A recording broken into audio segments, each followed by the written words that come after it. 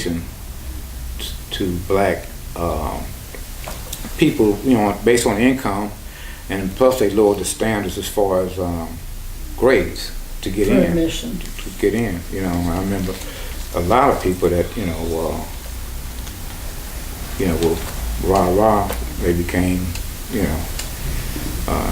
and that's just like as your point with the Budweiser thing. I mean, they'll sell anything. It's just like back in the 60s and 70s when blacks was, wearing the afros out and stuff. Well, all the products they bought to keep it up comes from, it wasn't black people selling that stuff. But, picks, pick your afro out and all that kind of stuff. It's just like with the crack epidemic.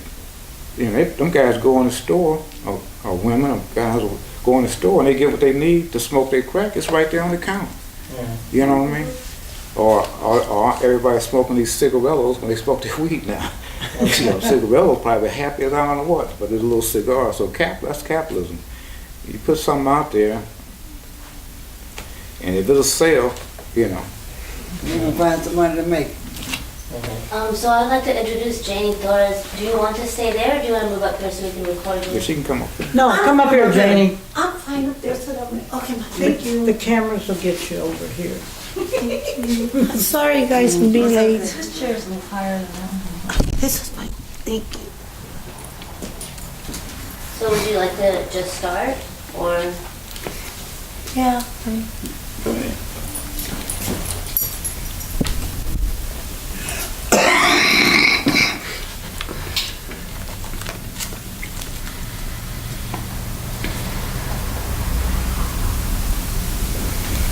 So whenever you're ready, I know it's Okay. first subject. Nice to see everybody again. Back in the 70s, 77, I was 10 years old at the time.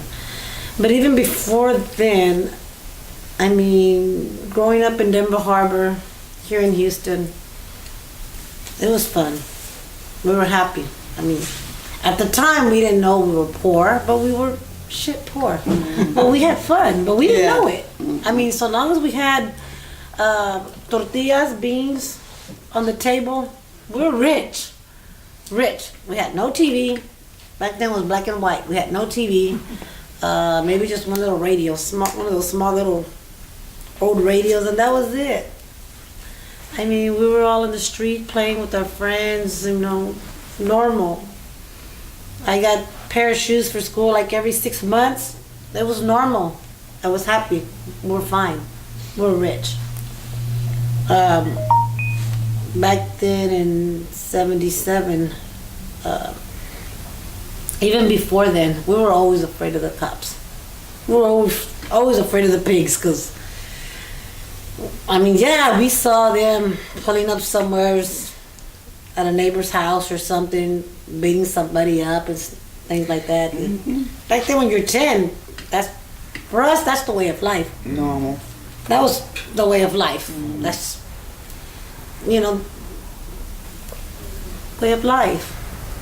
We didn't want to get beat up either like that, but we hung around with all our friends in the neighborhood and things like that. My mom and dad, whenever they would go out back then in the cantinas, we were allowed to go with them, with the parents, because they're neighborhood bars, so we knew a lot of people that had cantinas. So, everybody knew us, everybody knew the family. We were in there, my mom right there having her beer, my dad playing pool with his friends. Of course, the kids had their own table. Free pool. It was fun. Up until May the 5th, 1977. Damn. That was a fucked up time right there.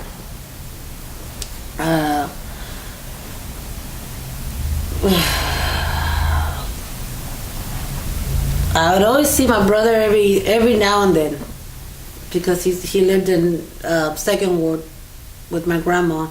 Easier for him to get himself to work nearby and things.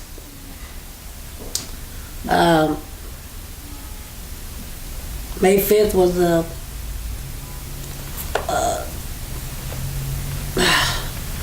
He took off that day for my grandmother's.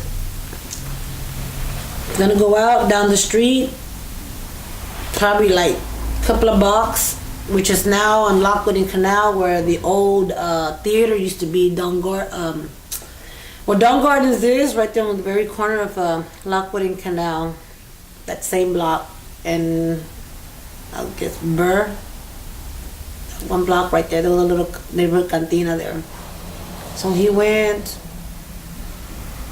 regular place he would go to, have a couple of beers, got drunk, got into a fight with people there. Apparently, some people that know my nephew, because my nephew's around almost in his 40s, that were there at the bar, older people now, said that apparently someone had taken his radio. Back then they were called boombox, and Joe was always with the boombox. You know, he never left nowhere without it. Apparently somebody, he had his radio on, they wanted him to turn it off and this and that. He didn't want to turn it off. He wanted to keep his radio on with his music and this and that. He goes to the restroom, comes back. They took his radio. Somebody has his radio. Somebody's hiding his radio. That's how the fight started. That's how the fight started. They get into the fight, they call the cops. The cops come out. They were assigned to the neighborhood. They come out. But on the radio, I mean, all the cops are hearing it. All the cops are receiving the same information. They're all, you know, it was going through everybody's radio.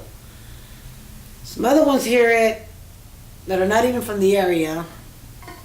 I don't even remember what area they were assigned to, but they weren't even from that area. The original arresting cops, these other guys took over, saying, oh, my brother was fighting and this and that and cussing and this and that. But my brother Joe was drunk as hell. He couldn't even stand. He was drunk. They take him, which at that point, once they took possession of Joe, they end up going towards, back then what was called the Hole, right there by the Buffalo Bayou, where now I believe it's the spaghetti warehouses right there in the back. Yeah. That little area.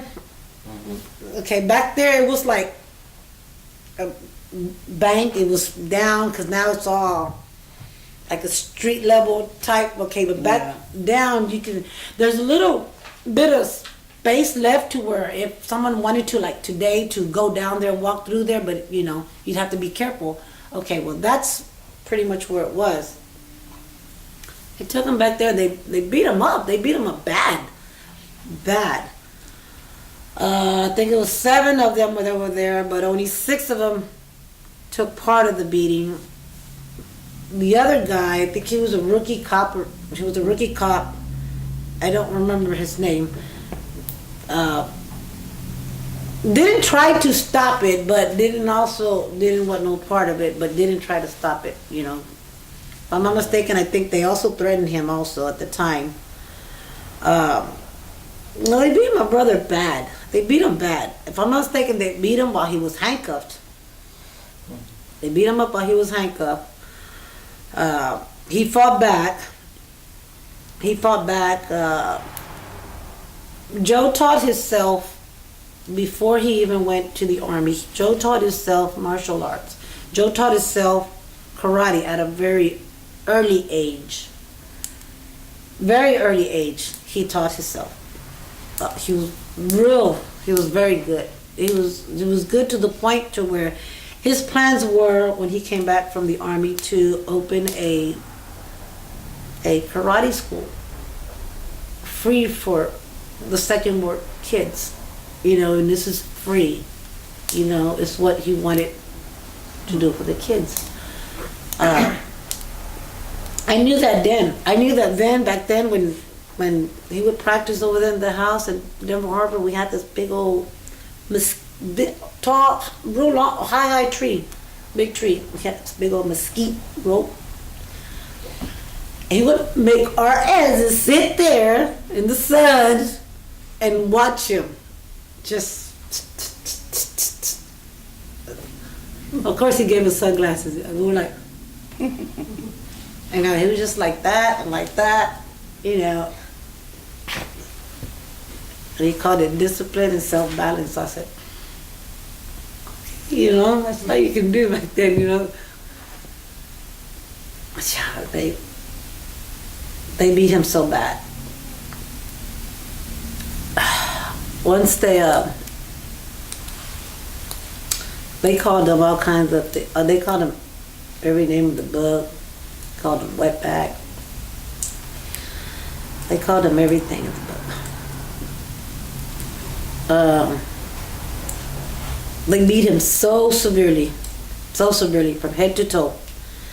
He had his combat boots, his army fatigues, white t-shirt, and his jacket. He had all that.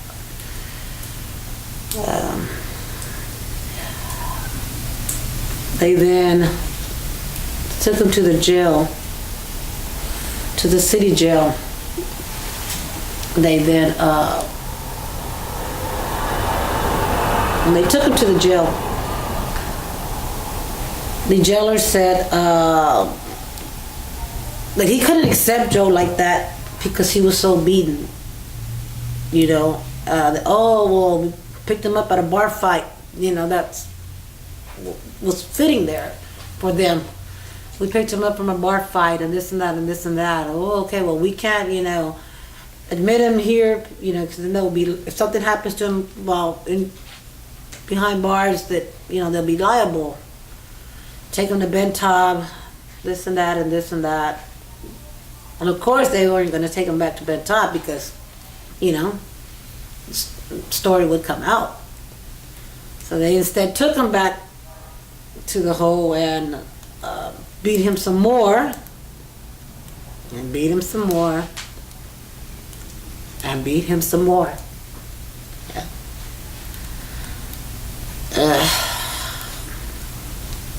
I mean, my brother could have. He couldn't stand. I can just imagine. I put a picture to it, and I put a picture to it for the simple fact to keep me stronger and to keep me fighting for everybody else and not to let them forget what they've done. If I can't forget, Lord knows I'm not going to forget, I'm not going to let them forget. Nor the system. I'm not going to let the system forget the injustice that they did.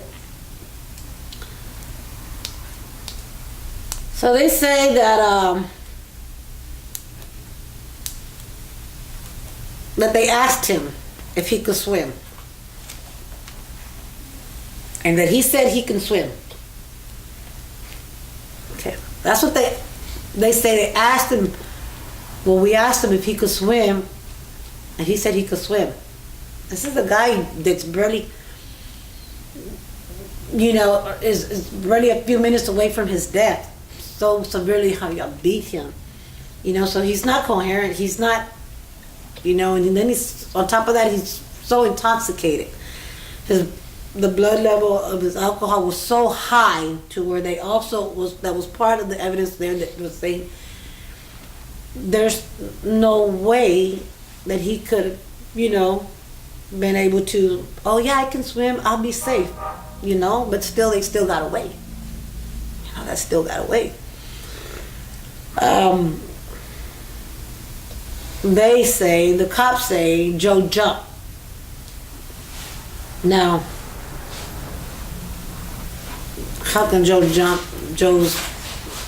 He's not even, knowing what's going on at that point. But I know they threw him in there. I know they threw him. The people know they threw him in there. The court systems know that what they did, but they still got away. They still let him get away with it.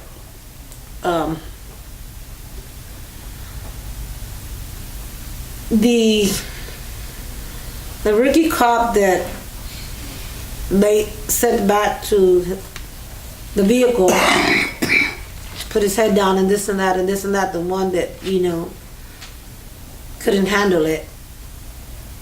I don't quite remember at what point did he go to his father and his grandfather to tell him.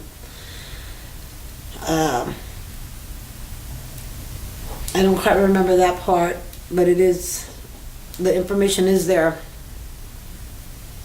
But I do remember the father taking his son into the police station, and letting him know what happened. I believe it was after Joe's body was found.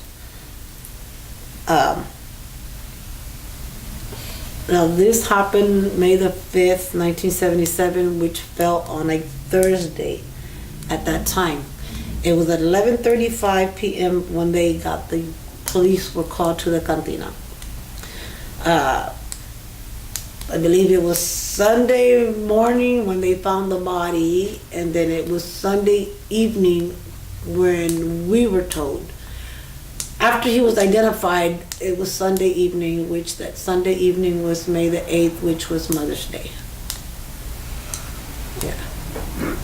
And that's how our Mother's Days have always been.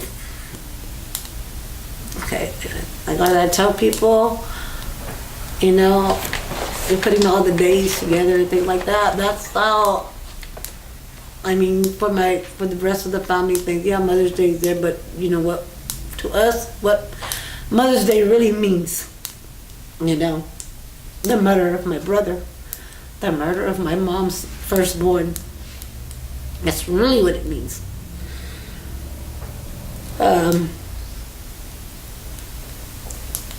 I remember all the marches, the protests, the rallies. I remember all that. I remember them seeing the cops for the first time, which I think it was a good thing.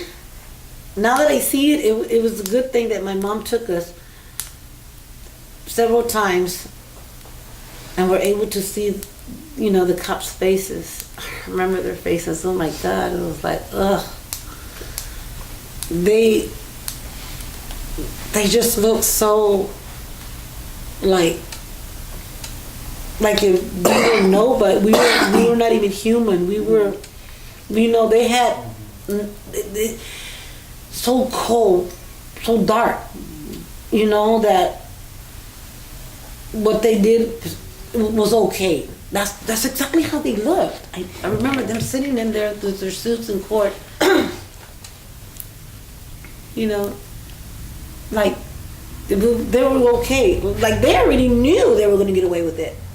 Confident. They were like confident that they were going to get away with it. They already knew that. And I was like 10 years old. I remember I didn't cry. I was hurt. I remember seeing my mom cry and everything, and I remember holding my mom. Mom, it's okay. I remember all that. Remember when he was identified that Sunday? We were at Dawn Gardens at the theater. My Uncle Ralph comes in, looks for us. We're in the front, calls my dad out. He goes out, comes back, and gets us. We all follow. Go to the parking lot. And my mom just like, Joe, ¿qué pasó? Joe, what? He goes, oh, Mom, I'm sorry. Mom, I'm sorry. And he just grabs a hold of her like this and starts hugging her and crying. Joe, ¿qué pasó? Dime, ¿qué tiene? Mama, they found our boy. Ay, no. Mama, somebody killed our boy. Oh my God. I was just like, I remember just shaking, literally like shaking, like if I was freezing. I was freezing, just freezing. Just freezing. I remember my little sister Sandra crying. I had to hold her and take care of her because she was just a year older than me, but she was a baby. I remember just holding her. I was like, damn. And as time went on, when it came out, who did it?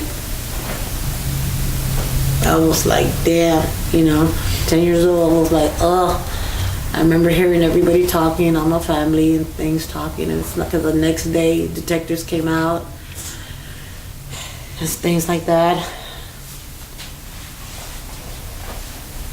And then after that, before that, we heard of other families, and we were in contact with other families before that, because for Denver Harbor, 5th Ward, 2nd Ward, we were all close, so we were like, ooh, they killed so-and-so here.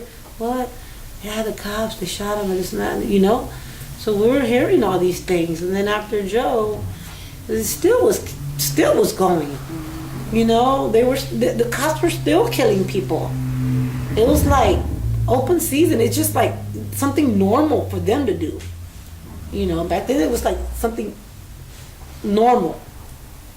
It was like, one of the assignments they had for that week.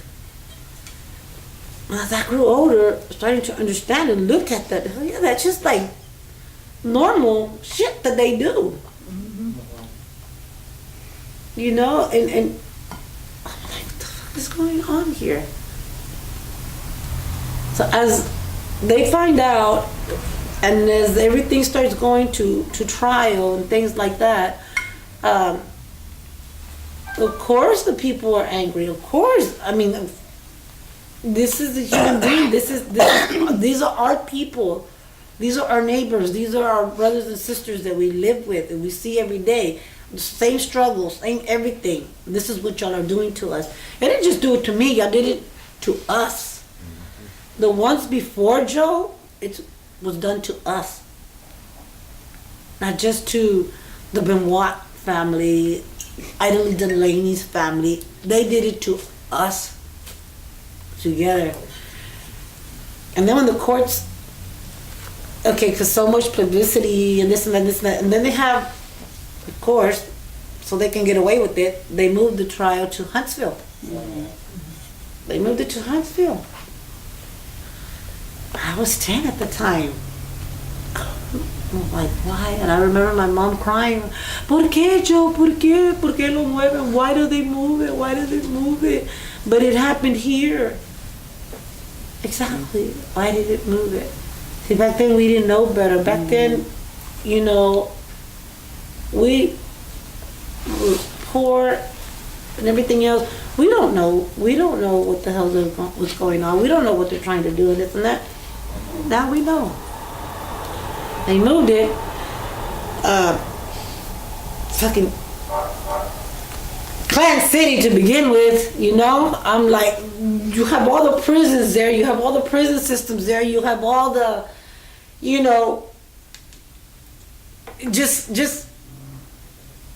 it wasn't gonna be good. It wasn't gonna be good. And sure enough, the verdict that came down, $1 fine, a year probation. I think 2 or 3 of them were charged for civil rights violation. I don't know what they get, 9 months federal prison if they even did it. There's a lot of that.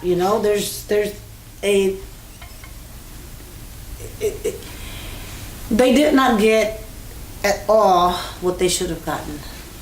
They didn't get at all what they should have gotten. Of course, the city was sued, but I don't know what the dollar amount was. But either way, it was dollar amount. You can't put a dollar amount price. I today still don't understand how that works. If that happens again, And my family, and you know what? I'll make a trade. Don't give me a damn fucking dime. Just make sure he goes to prison. You know, that's it. That's just, you know, I wish it was that way. I mean, Joe was in the Army. And then the next brother, Philip, was in the Navy. And the next one after that, Gilbert was in the Marines. After that happened with Joe, forget it. They got out. They said, this is not the government I want to serve. They got out. They said, no, this is, you know, they weren't going to have no part of it. Yeah, my brothers were angry. Like, you know, that one day, it messed up our family, to be honest. That one day right there, it messed up our family from there on. It really did. I mean, the justice system back then,